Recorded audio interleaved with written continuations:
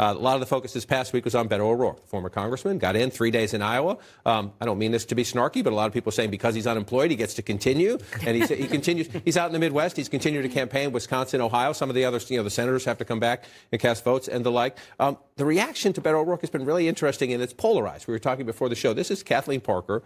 I love reading Kathleen Parker. This is in the Washington Post. If you support Beto O'Rourke, you're not going to like this.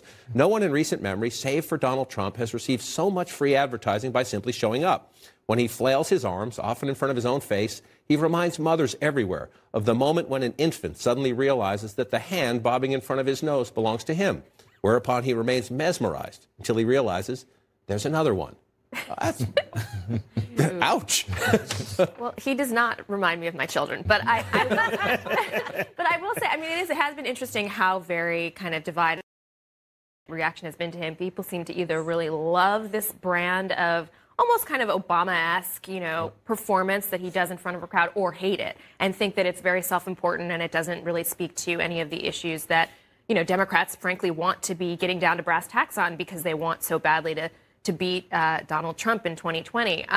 I think that polarization is going to continue. I think the interesting thing is going to be how he fills in some of the blanks. Lisa said earlier he's been kind of gauzy about, some of his policy prescriptions.